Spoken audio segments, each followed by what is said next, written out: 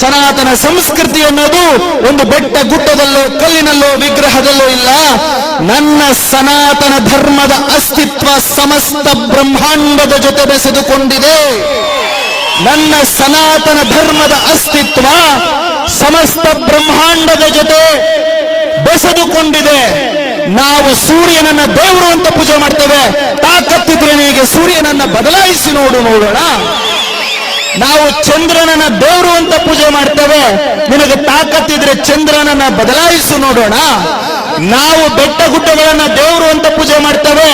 ನಿನಗೆ ನಿನ್ನ ಬೆಂಬಲಿಗೆ ತಾಕತ್ತಿದ್ರೆ ಬೆಟ್ಟ ಗುಡ್ಡಗಳನ್ನ ತೆಗೆದು ಪಕ್ಕಕ್ಕಿಡು ನೋಡೋಣ. ನಾವು ಈ ದೇಶದಲ್ಲಿ ಹರಿಯುವ 3,500 ನದಿಗಳನ್ನ ಪೂಜೆ ಮಾಡ್ತೇವೆ. ನಿನ್ನ ಬೆಂಬಲಿಗರಿಗೆ ತಾಕತ್ತಿದ್ರೆ ಆ ಎಲ್ಲ ನದಿಗಳ ದಿಕ್ಕನ್ನು ಬದಲಾಯಿಸಿ ನೋಡೋಣ. ನಾವು ನವಗ್ರಹಗಳನ್ನು ಪೂಜೆ ಮಾಡ್ತೇವೆ. ನಿನಗೆ ತಾಕತ್ತಿದ್ರೆ ನವಗ್ರಹಗಳ ಮುಖಗಳನ್ನ, ನವಗ್ರಹಗಳ ದಿಕ್ಕನ್ನ, ನವಗ್ರಹಗಳ ಸ್ಥಾನವನ್ನ ಬದಲಾಯಿಸಿ ನೋಡೋಣ. ಅಷ್ಟೇ ಅಲ್ಲ, ನಾವು ಸಮಸ್ತ ಬ್ರಹ್ಮಾಂಡದ ಜೊತೆ ಬೆಸೆದುಕೊಂಡಿದ್ದೇವೆ. ನಮ್ಮ ಅಸ್ತಿತ್ವ ಸಮಸ್ತ ಬ್ರಹ್ಮಾಂಡದ ಜೊತೆಗಿದೆ. ನಿನಗೆ ತಾಕತ್ತಿದ್ರೆ ಬ್ರಹ್ಮಾಂಡವನ್ನ ಕದಲಿಸಿ ನೋಡೋಣ.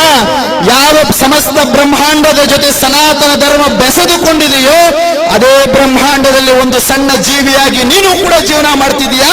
ನೀನಲ್ಲ, ನಿಮ್ಮ ಅಪ್ಪ ಅಲ್ಲ, ನಿಮ್ಮ ತಾತ ಅಲ್ಲ, ನಿನ್ನ ಮುಂದಿನ ತಲೆಮಾರು, ಲಕ್ಷ ತಲೆಮಾರುಗಳು ಬಂದ್ರು ಸನಾತನ ಧರ್ಮವನ್ನ ಏನೂ ಮಾಡ್ಕೊಳ್ಳೋದಕ್ಕಾಗೋದಿಲ್ಲ.